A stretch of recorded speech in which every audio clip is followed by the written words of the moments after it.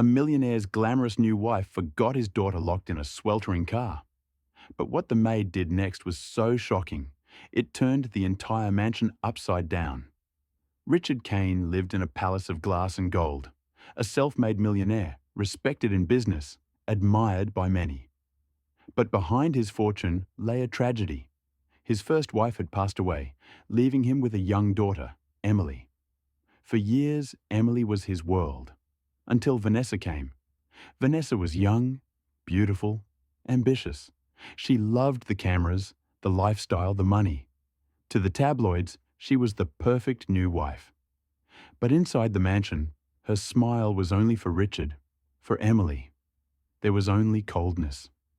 Emily was only 8, small and gentle. She still whispered prayers at night, hoping her mother was watching. But Vanessa wasn't a mother. She was a stranger who saw Emily as a burden. The mansion staff noticed the distance. They saw Emily's lonely meals, her drawings crumpled in trash bins, her tears wiped away quietly. But none dared speak, except Maria, the maid.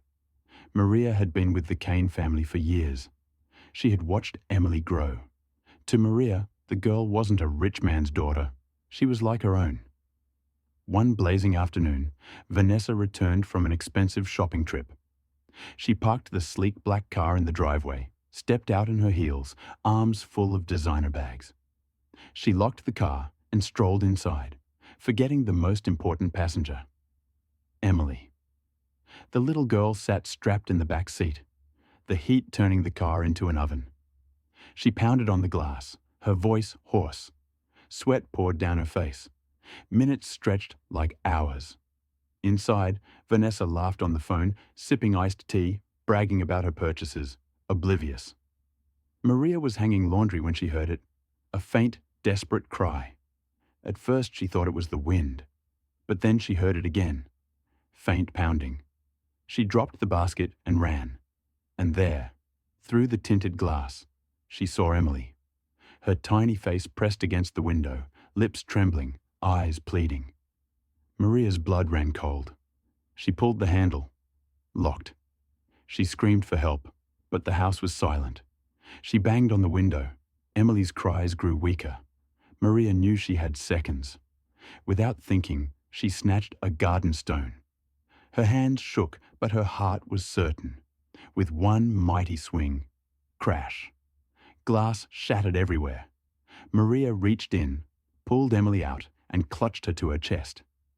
Emily gasped, then sobbed into Maria's shoulder. She was safe. The noise drew Vanessa to the doorway. She froze at the sight. Her luxury car window shattered, Maria clutching Emily. "What have you done?" Vanessa screamed, rushing forward. "Do you know how much that car costs?" Maria, breathless, held Emily tighter. "I saved her life. She was locked inside." But Vanessa's eyes weren't on Emily. They were on the broken glass. Her voice dripped venom. "You'll pay for this. I'll have you fired before sundown." But Maria didn't waver. "Then fire me. But your husband will know the truth." Vanessa's smirk faltered. For the first time, her power slipped. Hours later, Richard came home. Vanessa rushed to him, crocodile tears flowing. "She destroyed your car. She's reckless. We can't trust her." But Emily, clutching Maria's hand, stepped forward. Her voice cracked. "Daddy, she saved me. Mommy's gone, and she saved me." Richard's chest tightened.